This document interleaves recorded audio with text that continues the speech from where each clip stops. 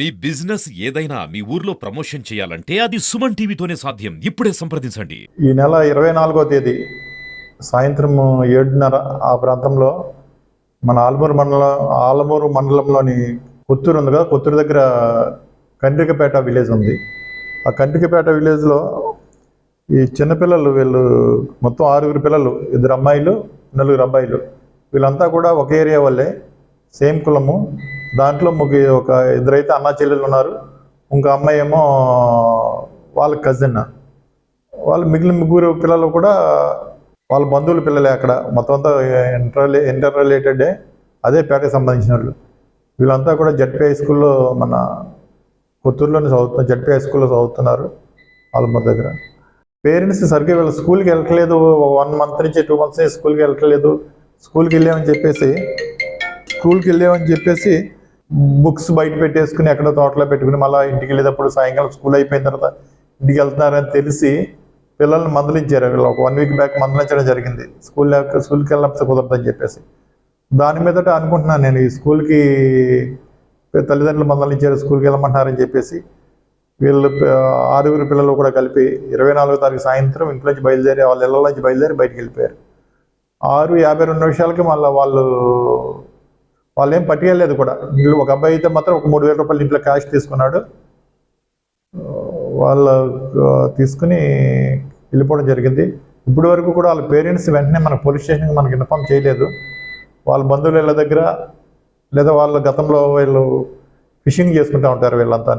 వీళ్ళు ఆ area fishing చేసుకునే ఏరియాలోనే వెతకడం మొదలుపెట్టారు, ఏమైనా ఆ ఏరియాలో అక్కడ ఏమైనా ఉన్నారా అనేసి. ఇంకా రావట్లేదని చెప్పేసి ఇవాళ మధ్యాహ్నం 2 గంటలకి, అప్పుడు మేము ఆలమూరు చింతలూరు అమ్మవారి బందోబస్తు డ్యూటీలో ఉన్నాం, అక్కడికి ఇన్ఫర్మేషన్ వచ్చింది. మా వీళ్ళ పేరెంట్స్ వచ్చి ఇలా పోలీస్ స్టేషన్లో రిపోర్ట్ ఇచ్చారని.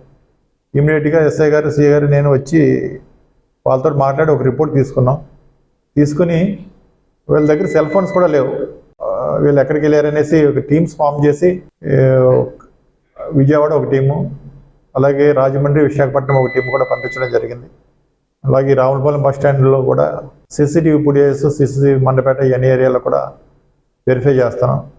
అలాగే మొత్తం ప్రింట్ మీడియా, ఎలక్ట్రానిక్ మీడియా కూడా ఇన్ఫర్మేషన్ ఇచ్చాం. మొత్తం అంతా ఈ పిల్లల ఫోటోలతో సహా వీళ్ళని ట్రేస్ అవుట్ చేస్తే మాకు ఫోన్ చేసిన మా ఫోన్ నెంబర్లు కూడా ఇచ్చాం. సిఏ గారిది, ఎస్ఐ గారిది, నాది కూడా నెంబర్లు ఇచ్చాం. ఎవరికైనా కనపడితే వీళ్ళంతా ఒక చోట ఉంటారు కాబట్టి మాకు ఇమీడియట్గా మాకు ఫోన్ చేసినా, లేకపోతే వాళ్ళని తీసుకెళ్ళి లోకల్ పోలీస్ స్టేషన్లో ఎక్కడైనా అప్పగించినా వాళ్ళని మళ్ళీ వెనక్కి తీసుకొస్తాం. పార్టీలు అయితే తిరుగుతున్నారు. మొత్తం అందరికీ కూడా విజయవాడ పోలీసులకు కూడా, రైల్వే పోలీసులకు కూడా ఇన్ఫర్మేషన్ ఇవ్వడం జరిగింది. చర్చస్ జరుగుతున్నాయి. అలాగే ఎవరైనా మాకు ఈ పిల్లల గురించి ఆచూకీ ఇస్తే వీళ్ళకి తగిన బహుమతి, ఇన్ఫర్మేషన్ ఇచ్చిన వాళ్ళకి ఒక 10,000 రూపాయల వరకు కూడా బహుమతి కూడా ఇస్తాను.